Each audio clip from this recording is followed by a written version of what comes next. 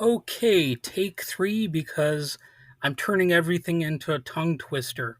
So, on July 10th, 2025, U.S. District Judge Joseph Norman LaPlante of New Hampshire issued a nationwide class action injunction halting President Donald Trump's executive order that sought to end automatic birthright citizenship for children born to undocumented or temporarily present parents.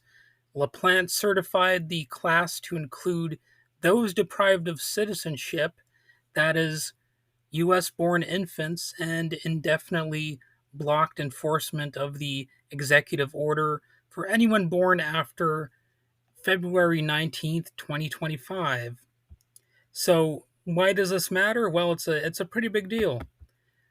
Just 2 weeks before, on June 27th, 2025, the U.S. Supreme Court ruled in Trump versus CASA that lower courts cannot issue universal injunctions, only relief covering the named plaintiffs or certified class.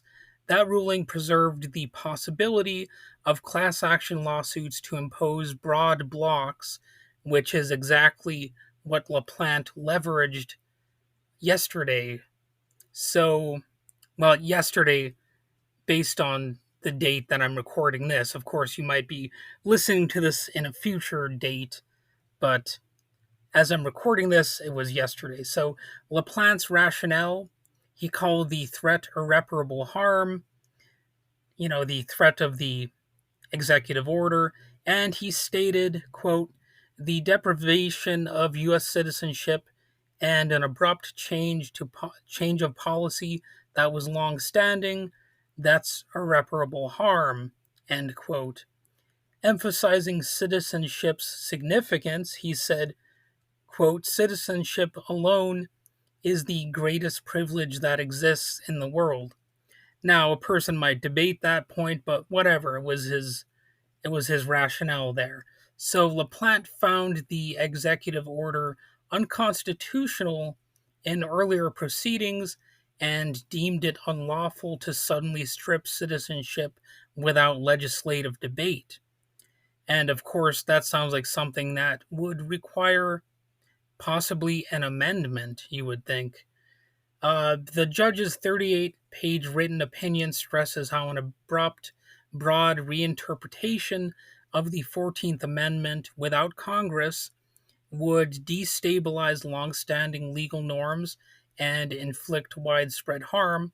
And in my opinion, and really, I would say the reality, he is correct about that, this judge. So, though broad and indefinite, the injunction is temporarily stayed for 7 days, allowing the Trump administration to appeal, and they most certainly will. And really, this is constitutional history now under attack. The 14th Amendment Citizenship Clause has long been understood to grant citizenship to all people born on U.S. soil, regardless of parentage. It was established by U.S. versus Wong Kim Ark, a case from not 19 but 1898, and it has been reaffirmed since. So the attempt by Trump to just suddenly reverse this, that is the height of executive overreach, which is ironic for a political party that claims to be all about law and order. Well, that there is no respect for law and order in an executive order like that, especially one that would undeniably actually cause harm to people because they would be obviously deprived of access to the basic things that ordinary citizens are able to access. And it would all just be based on the fact that these people don't like immigrants. Well, well, guess what? That's not something that you can just decide on a whim. There has to be a process. And I suppose you could say that he's testing the waters here. So the executive order signed on January 20th, 2025, attempted to redefine subject to the jurisdiction thereof to exclude children born to undocumented or temporarily present parents, effective February 19th, 2025, and that's unless blocked. So the broader implications: this episode vividly illustrates the fragility of rights when centralized power, be it executive or judicial, asserts itself unchecked. The Supreme Court's June 27 ruling reflects a rollback of democratic, community based protections like universal injunctions, pushing litigants toward class action, which is more of a top down legal workaround. Meanwhile, LaPlante's decision resists state sanctioned redrawing of citizenship boundaries without collective consent or structural change, reinforcing that citizenship is more than paperwork. It's about legitimacy, mobility, and access to services. So, the other implication here is that real liberation won't just come from judges or presidents, but from grassroots solidarity and community assertion of autonomy, especially when national institutions threaten to render newborns stateless, which, let's face it, that's basically what this is an attempt to do.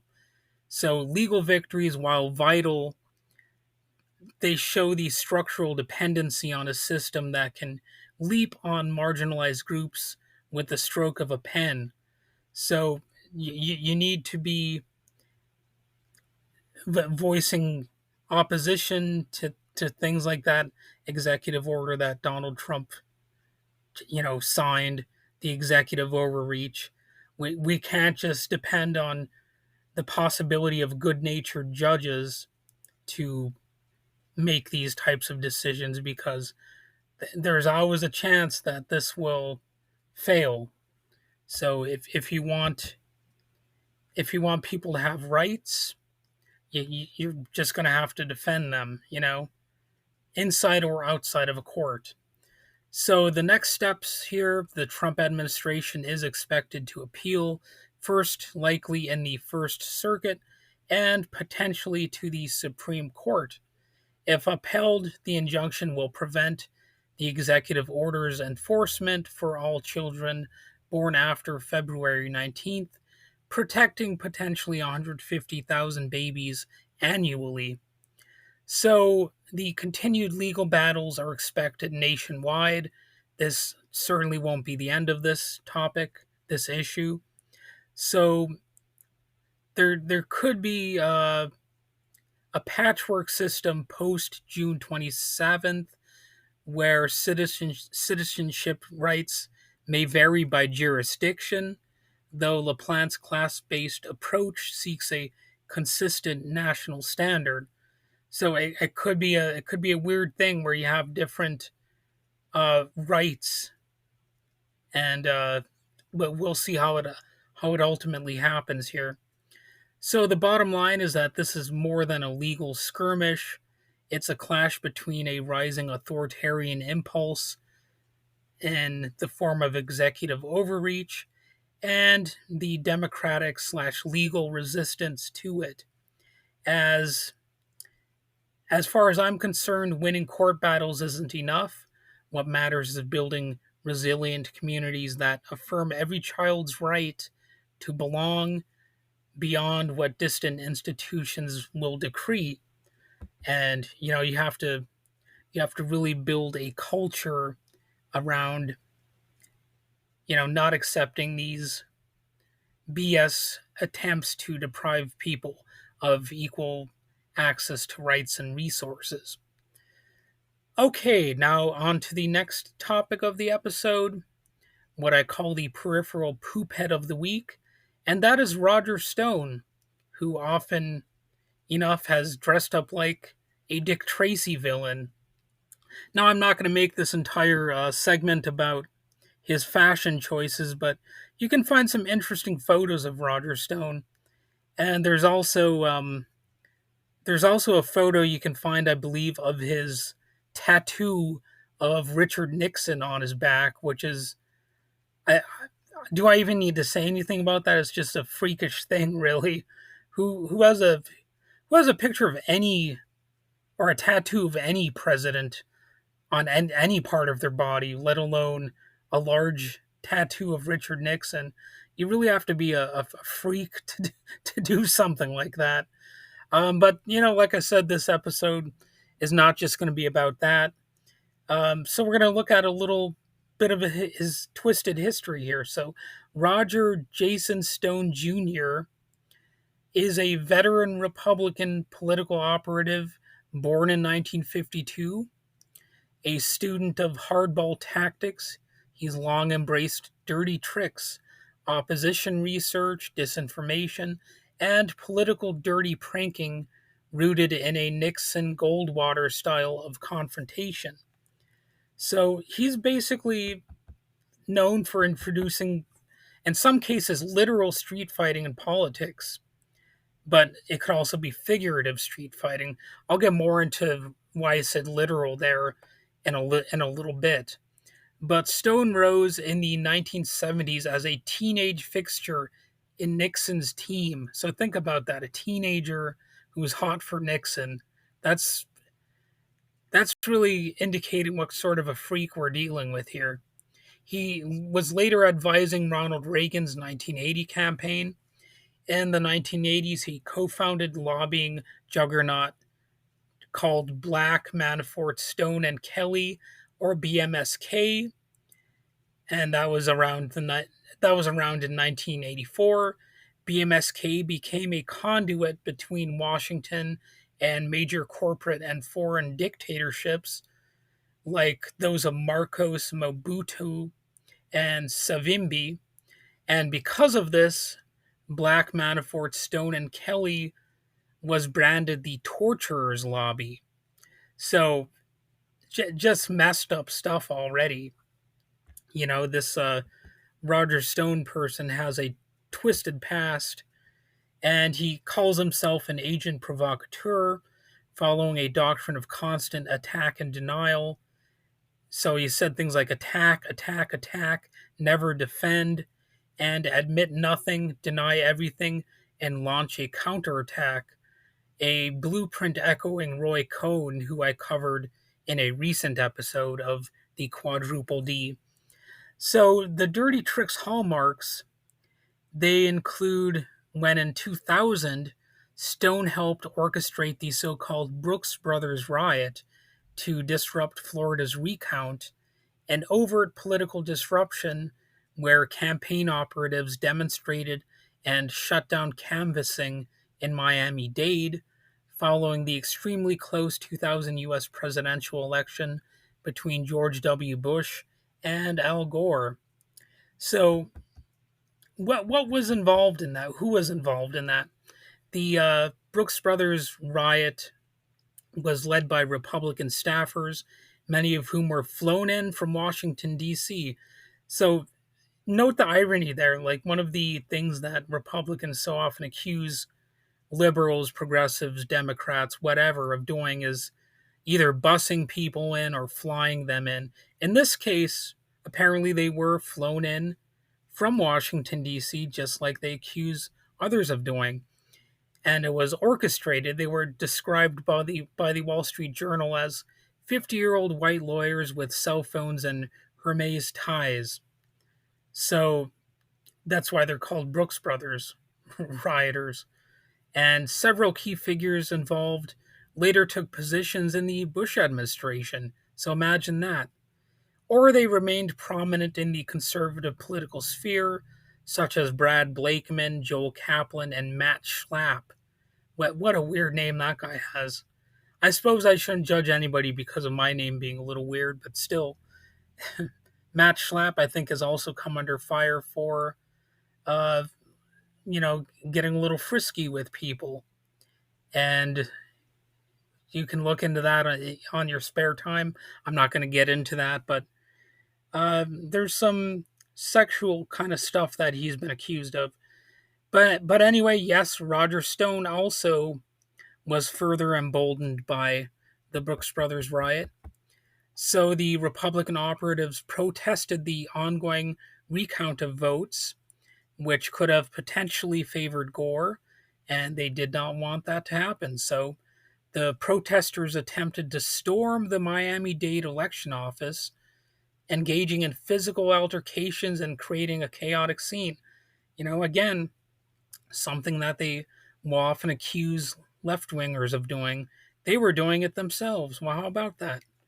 You know, it's a lot of projection in a lot of cases. So the goal was, the primary objective of the demonstration was to disrupt and ultimately halt the recount process, believing that Bush had already won the election, or at least claiming that as their belief. It's hard to know in each and every case what a person believed versus what they just claimed they believed. So I'll leave that up to you to decide who was being honest here and who was just claiming they believed that Bush had won. But the Brooks Brothers riot was a reference to the protesters' professional attire, mind you. It really set them apart from local citizens genuinely concerned about the vote counting process. So these people were brought in strategically to do this. It wasn't so much an organic thing. So they were facing concerns about intimidation and a looming deadline. So the Miami Dade canvassing board voted to stop the recount, and this disruption meant fewer votes were re examined, and it contributed to Bush's eventual victory in Florida by a slim margin of 537 votes, which was later solidified by the Supreme Court's ruling in Bush versus Gore.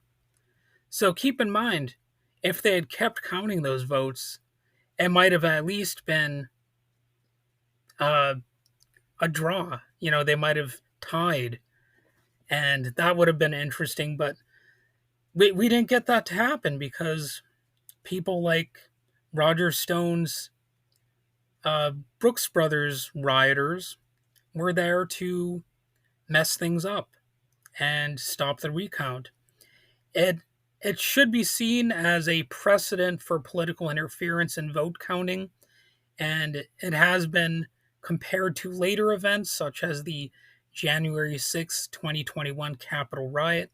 So it is interesting that there was actually this little precursor to January 6th, and Roger Stone was not held accountable for this, even though it seems like he definitely should have been. And, it really paved the way for what happened in 2021. So, this was covered in the Netflix documentary called Get Me Roger Stone. And it also went into how Stone used disinformation, or what he sickly calls civic participation. So he's somebody who has deliberately misled and manipulated people with his disinformation campaigns. And the Trump connection is obviously there. Stone first urged Donald Trump to run in 1998 while lobbying for his casino interests. He formally advised Trump's campaign in 2000, and again briefly during the 2015 and 16 primaries before being dismissed in August 2015. And there was also the Mueller indictment and conviction on January of 2019. An FBI raid on Stone's Fort Lauderdale home resulted in charges: obstruction of a congressional inquiry, witness tampering, and lying to Congress. In November 2019, he was convicted on all 7 counts. He received a 40-month federal sentence in February 2020, plus a $20,000 fine and 2 years supervised release. But there was presidential interference. As his sentencing loomed, high level figures in Trump's Justice Department, if you want to call it that, Attorney General William Barr and Timothy Shea, they pressured to reduce recommended prison time from 7 to 9 years to roughly 3 to 4 years, and 4 career prosecutors resigned in protest of that. On July 10th, 2020, Trump commuted Stone's sentence days before it began and characterized him as a victim of the Russia hoax. And later in December, Trump issued a full pardon. So imagine that. Why would that have happened? It couldn't have been a sort of corruption. And so, ironically, the party of law and order, it again feeds into the critiques of government that would come from the radical left or anarchist types. Because Stone really exemplifies how modern political elites weaponize state and corporate power through their privileged influence, propaganda, and subversion of the democratic process. His unapologetic use of deception reflects an embedded assault on transparency and accountability. Instead of representing the will of the people, he demonstrates how power centralizes and concentrates in well connected insiders, lobby firms, campaign machines, foreign regimes who all manipulate media, fund disinformation campaigns, and subvert oversight. And Trump's use of clemency powers is a stark case of institutional corruption, the executive protecting key enablers from criminal consequences. So, from a radical critique, it reveals how autocratic tools, such as commutations and pardons, can shield political allies and further erode public trust in justice. Roger Stone is the hard edged architect of political sabotage, a lobbyist, provocateur, and Trump advisor who played a notorious role in disinformation and politics.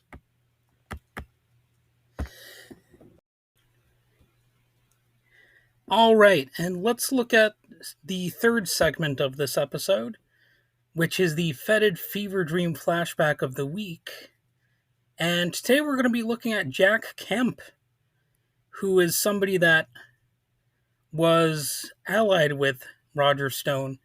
And it's a little bit of a special choice here because Jack Kemp, he was not the most scandalous political figure. So we're kind of examining how even somebody not considered the worst of the worst was still crap. And so Jack Kemp was a former NFL quarterback turned Republican congressman and HUD secretary under George Herbert Walker Bush and 1996 vice presidential candidate. He wasn't involved in any major personal scandal. His political life was largely scandal-free by conventional standards, yet again, he still was a crappy person, actually. And in fact, Kemp was posthumously awarded the Presidential Medal of Freedom in 2009 by President Barack Obama. So that kind of gives you the idea that maybe he was relatively bipartisan and scandal-free. Barack Obama gave him a nice medal. That's so sweet and nice. But no, he was not a very good person in terms of what he believed, and I'm going to get into that. So, the most controversial aspect of his career, and the one that could be seen as scandalous from a non-right wing Republican or corporate Democrat perspective, was his role in promoting supply-side economics and urban enterprise zones, both of which reinforced state capitalist structures while claiming to empower the poor. So the scandal is that Kemp was a leading architect and evangelist of supply-side economics, the idea that tax cuts especially for the wealthy and businesses, would spur investment and growth, eventually benefiting everyone. He pushed these ideas aggressively in the Reagan era and helped shape the 1981 tax cuts. So, later as HUD secretary, which he which he served as from 1989 to 1993, Kemp promoted enterprise zones, low tax areas in inner cities meant to attract business investment and supposedly uplift marginalized communities through market incentives. It was inherently coercive and corporate system reinforcing. So let's look at why this idea was so bad. So point number one, it was consolidation of class power. Kemp's policies strengthened capitalist class dominance by lowering taxes on the wealthy and corporations while undermining the state's social welfare obligations. This funneled public resources to private hands and called it empowerment. It technically wasn't a mistake to do this, it was systemic theft, and I'll get into why. So the point number two about this is that it was urban gentrification and displacement. So enterprise zones often led to gentrification under the guise of revitalization. So property values rose, but long-time working class, often black or brown residents were pushed out. So imagine that. It's almost like that was intentional or something. And this is state facilitated capitalist colonization of urban space, one that cloaks domination in language of opportunity. So, yeah, I think you already get an idea of why this was actually, at the very least, a deeply flawed premise, because it was intending to push people out in the name of helping people out, as if it was a public service. So, point number three is that it was state corporate collusion. Ironically, Republicans often depict themselves as rebels, but if rebels would oppose the state being used as an instrument of hierarchical control, then they would have opposed Kemp's initiatives, which involved heavy collusion between government and corporations. These partnerships served elite interests while giving the appearance of benevolence, and it's a textbook case of state capitalism masquerading as reform. So always keep in mind that when they talk about the free market, really what they're talking about is corporate government and capitalism in general, as an overall phenomenon is actually a legal phenomenon.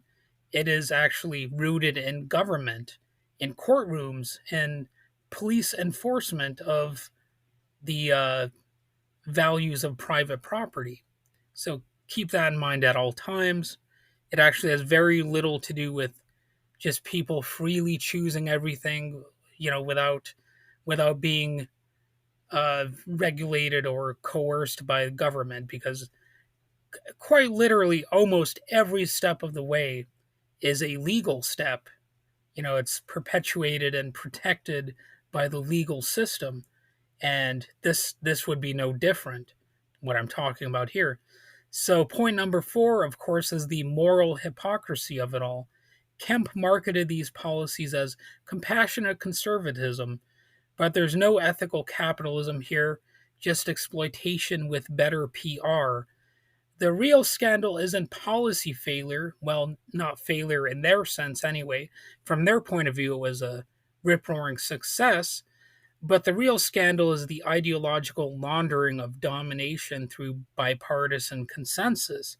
Again, the Barack Obama presidency was rewarding this type of behavior. It gave this guy posthumous Medal of Freedom or whatever it's called.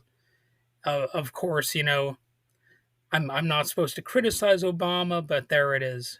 It's a fact that Obama was most of the time trying to appeal to Republicans who hated his guts, probably more often than he was trying to appeal to progressives or even liberals, to be honest.